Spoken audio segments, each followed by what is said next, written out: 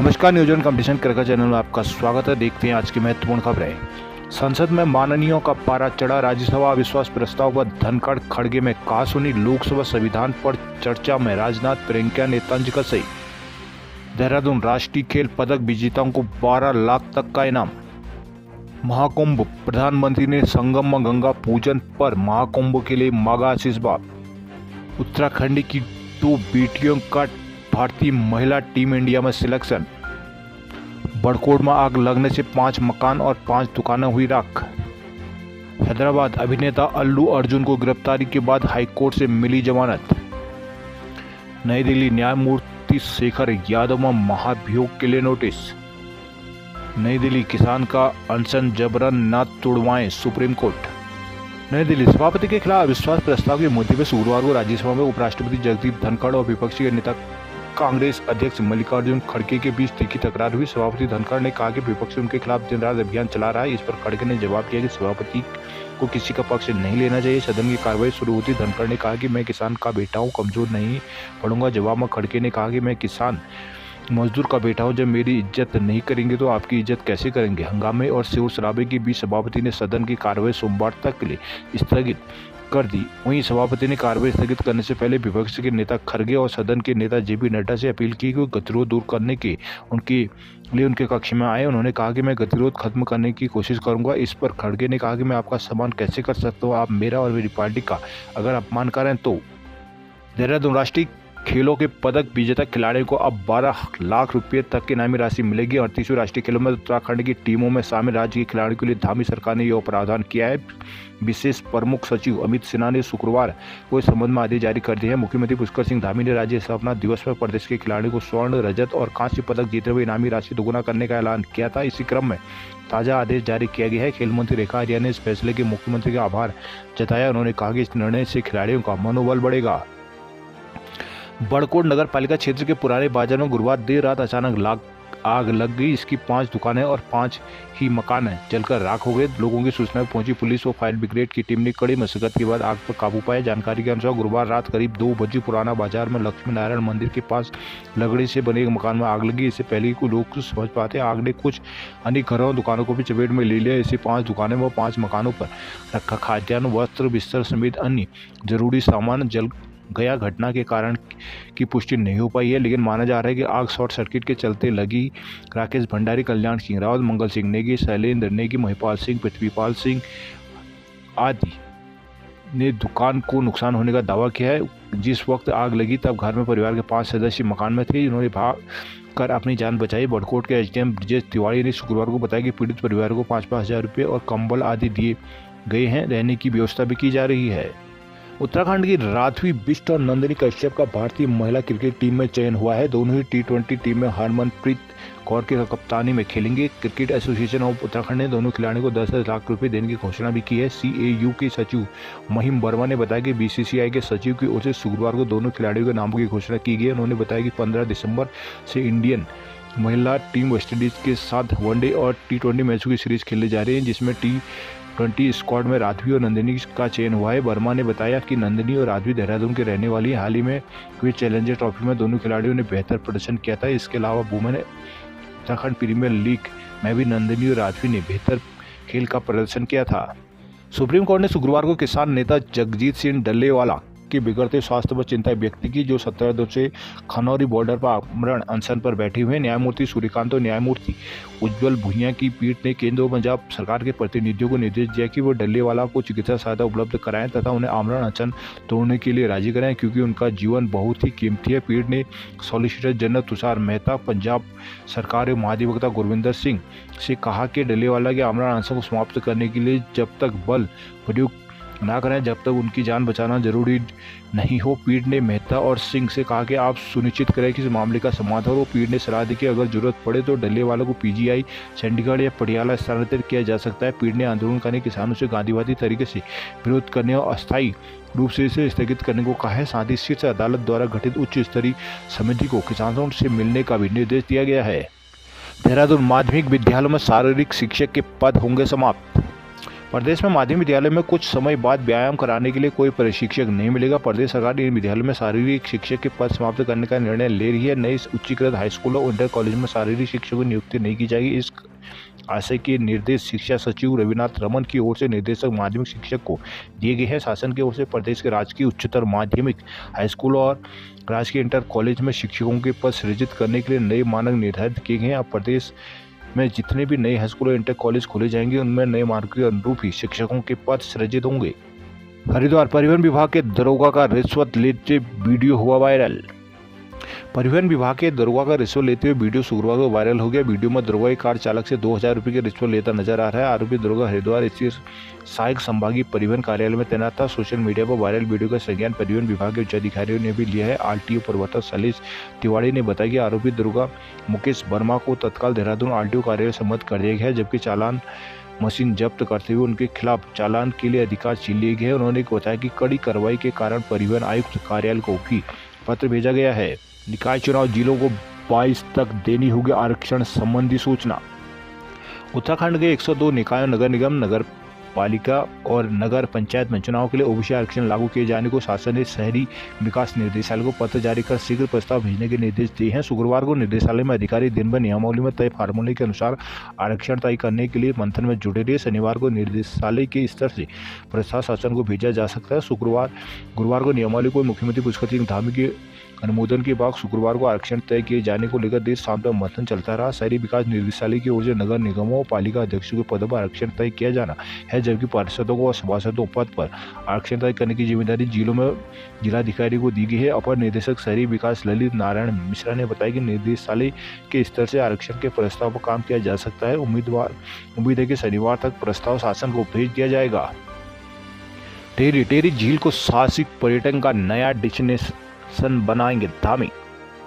THDC India limited की ओर से टेहरी झील में आयोजित 35वीं सीनियर पुरुष और महिला राष्ट्रीय कैनो स्प्रिट चैंपियनशिप का मुख्यमंत्री पुष्कर सिंह धामी ने समर्पण करते हुए कहा कि टेहरी झील को साहसिक पर्यटन को लेकर नया डेस्टिनेशन बनाने के निरंतर कदम उठाए जा रहे हैं। उत्तराखंड की पहचान अब देवभूमि के साथ खेल भूमि से भी होगी। उन्होंने कहा कि जल्द ही उत्तराखंड में खेल विश्वविद्यालय स्थापित किया जाएगा, जहां पर खिलाड़ियों को उचित स्तरीय प्रशिक्षण सुविधाएं मिलेंगी। कहा कि उनका उद्देश्य उत्तराखंड से अब राष्ट्रीय और अंतर्राष्ट्रीय स्तर के खिलाड़ी निकल सके। कहा है कि 2025 के नेशनल गेम को ऐतिहासिक बनाने के लिए सरकार प्रतिबद्ध है। मुख्यमंत्री पुष्कर सिंह धामी ने लिया वाटर स्पोर्ट का आनंद। केदारनाथ मंदिर की सुरक्षा में अब आईटीबीपी भी लगाई। श्रीनगर की सड़कें होंगी हॉट मिक्स। नरेंद्र नगर के गांव में पेयजल संकट गहराया। पौड़ी महोत्सव में नरेंद्र नेगी को सुनने उमड़े लोग। व्यापार सभा की पहल पर चल रही पौड़ी महोत्सव की तीसरी सांस्कृतिक संध्या गढ़ रत्न नरेंद्र सिंह नेगी लोक गायक अनिल बिष्ट के नाम रही। सांस्कृतिक संध्या में गीत और नृत्य की प्रस्तुति मनमोहनी। कार्यक्रम की शुरुआत गढ़ रत्न नरेंद्र सिंह नेगी ने भूमियाल देवता कंडोलिया के भजन जागरण या जा कंडोलिया बाबा जागरे से शुरू की। कार्यक्रम में बाबा दूधाधारी तेरी जय जयकार हो से नृत्य करते कलाकार का प्रदर्शन शानदार रहा। अनिल बिष्ट के मधुली हर्चे देहरादून माँ के बाद चैता की चैतवाली और एजारे भानुमती पाओ बाजार गाने पर दर्शकों ने खूब ठुमके लगाए। नरेंद्र सिंह नेगी और अंजलि खरे के युगल गीत राजीनामा कैजा और प्रतीक्षा बम राणा के साथ गाए गीत पहाड़ी माँ जड़ू वगे भारी को दर्शकों ने खूब पसंद किया। गोपेश्वर में प्रसिद्ध अनसुईया मेला आज से तैयारियां पूरी। अगस्त मुनि में मंदाकिनी सर 223 दिसंबर से। बांग्लादेश में हिंदुओं पर अत्याचार के खिलाफ कोटद्वार बाजार रहा बंद। बांग्लादेश में अल्पसंख्यक हिंदुओं पर हो रहे अत्याचारों के खिलाफ क्षेत्रीय सामाजिक संगठनों और जिला उद्योग व्यापार प्रतिनिधि मंडल से जुड़े व्यापारियों के दोपहर तक के बाजार बंद के आह्वान का कोटद्वार मुख्य बाजार पर पूरी तरह असर रहा। व्यापारियों ने अपने प्रतिष्ठान दोपहर तक बंद रखे। हालांकि दोपहर बाद बाजार की स्थिति सामान्य होगी। इस दौरान सुबह की गाड़ियों से कोटद्वार पहुंचे यात्रियों को चाय के लिए भी तरसना पड़ा। हालांकि भाबर क्षेत्र में दुकानें आम दिनों की तरह खुली रही। आक्रोशित व्यापारियों ने झंडा चौक से तहसील परिषद तक जुलूस निकाला। उपजिलाधिकारी के माध्यम से राष्ट्रपति को ज्ञापन भी प्रेषित किया गया। नैनीताल हाईकोर्ट ने मोहान दवा कंपनी पर केंद्र सरकार से मांगा जवाब। हाईकोर्ट ने अल्मोड़ा के मोहान में स्थित दवा कंपनी IMPCL के मामले में केंद्र सरकार से जवाब दाखिल करने के लिए कहा गया है। IMPCL कामगार संघ की ओर से दवा कंपनी को बेचने की प्रक्रिया शुरू करने की चुनौती देती याचिका पर कार्यवाहक मुख्य न्यायाधीश न्यायमूर्ति मनोज कुमार तिवारी एवं न्यायमूर्ति पंकज पुरोहित की खंडपीठ में सुनवाई हुई है। शुक्रवार को संघ की ओर से दायर याचिका में कहा गया है कि 2023 में भारत सरकार के विनिवेश मंत्रालय ने वुहान के IMPCL कंपनी को बिक्री की प्रक्रिया शुरू की थी, जबकि इस विनिवेश पर आयुष मंत्रालय के सचिव पहले आपत्ति जता चुके हैं। आनंद सांसद अजय भट्ट ने भी सरकार को लिखा है कि यह विनिवेश प्रक्रिया उत्तराखंड राज्य के हित के लिए विरुद्ध है। उत्तराखंड राज्य ने कभी भी ऐसे विनिवेश के लिए सहमति नहीं दी। याचिका में कहा गया है कि IMPCL का प्रस्तावित विनिवेश भारत सरकार की विनिवेश नीति के भी विरुद्ध है। सुनवाई के बाद हाईकोर्ट ने इस मामले की अगली सुनवाई की 2 सप्ताह बाद तय की है। पिथौरागढ़ भारी बर्फबारी के बाद दारमा घाटी में नजर आया दुर्लभ हिम तेंदुआ। भारी बर्फबारी के बाद बेहद दुर्लभ श्रेणी में शामिल हिम तेंदुआ दारमा घाटी में नजर आया। हिम तेंदुओं को पिछले साल भी इस क्षेत्र में देखा गया था। हिम तेंदुओं को यहाँ दिखाई देने से अन्य वन्य जीव प्रेमी उत्साहित हैं। International union for conservation of nature IUCN ने हिम तेंदुओं को संकटग्रस्त जानवर की श्रेणी में रखा है। समुद्री तल से करीब 10,000 से 7,000 फीट 10,700 फीट से अधिक ऊंचाई वाले क्षेत्रों में 10 दिसंबर को शाम 4 बजे माउंटेन राइड की टीम ने हिम तेंदुआ देखा। 5 सदस्यीय माउंटेन राइड टीम के जयंत फिरमाल ने बताया कि बिना देरी किए उन्होंने उसका फोटो लिया। उनकी टीम में सुरेश सिंह, दिनेश सिंह, कैलाश मोहन शामिल थे। उनकी टीम ने 3 साल में तीसरी बार इसी घाटी में हिम तेंदुओं को देखा है। इससे पूर्व भी माउंटेन राइड की टीम ने 4 फरवरी 2022 और इसके बाद 10 फरवरी 2023 को इसी रेंज में हिम तेंदुआ को देखा था। वर्ष 2020 में मुनस्यारी की गोरी घाटी में WWF ने हिम तेंदुओं की फोटो ट्रैप कैमरे में भी कैद किए थे। तीसरे साल लगातार हिम तेंदुओं की इसी घाटी में नजर आने से वहां मौजूदगी की ठोस प्रमाण मिले हैं। पिथौरागढ़ स्कूल से बोर्ड परीक्षा केंद्र हटाए जाने पर आक्रोश। देवल थल के PM श्री अटल उत्कृष्ट त्रिलोक सिंह बछड़ा इंटर कॉलेज से बोर्ड परीक्षा केंद्र का दर्जा हटाए जाने से अभिभावकों में आक्रोश व्याप्त है। अभिभावकों का कहना है कि CBSE के मानकों के पूरा करने के बाद भी विद्यालय से बोर्ड परीक्षा केंद्र हटाए जाना दुर्भाग्यपूर्ण है। उन्होंने प्रशासन से विद्यालय को बोर्ड परीक्षा केंद्र का दर्जा वापस दिलाने की मांग उठाई है। अल्मोड़ा जागेश्वर में दीवारों के बीच बहेगी जटागंगा, बनेगा परिक्रमा पथ। विश्व प्रसिद्ध जागेश्वर धाम मास्टर प्लान के तहत रिवर फ्रंट के तहत करीब 23 करोड़ रुपए की लागत से किए जाने वाले निर्माण कार्य से जटागंगा नदी का आकार बदलने वाला है। साथ ही मंदिर की परिक्रमा के लिए अलग से पथ बनाने की तैयारी है। इसके लिए शुक्रवार को PIU के अधिकारियों ने स्थलीय निरीक्षण किया। विश्व प्रसिद्ध जागेश्वर धाम में 145 करोड़ रुपए के मास्टर प्लान के कार्य में रफ्तार पकड़नी शुरू कर दी है। पहले चरण का कार्य अंतिम चरण में है, जिसके तहत रिवर फ्रंट निर्माण की DPR परियोजना क्रियान्वयन इकाई PIU तैयार कर ली गई है। शुक्रवार को यहाँ पहुंचे PIU के AE हेमंत पाठक और राजस्व विभाग की टीम ने रिवर फ्रंट के कार्यों के सर्वे के लिए स्थलीय निरीक्षण कर नाव, बिना भूमि और पेड़ों की स्थिति का भी पता लगाया। मास्टर प्लान के तहत जटागंगा नदी में पुल निर्माण के लिए जटागंगा नदी के दोनों ओर दीवार बनाई जाएंगी। इससे नदी की चौड़ाई कम कर दी जाएगी। मंदिर से लगे नदी के छोर पर म्यूजियम से लेकर ब्रह्मकुंड तक परिक्रमा पथ तैयार किया जाएगा। रानीखेत काकड़ी घाट पहुंचे DM ने किया संवाद। लोगों ने सड़क, बिजली और पानी की समस्याएं रखी।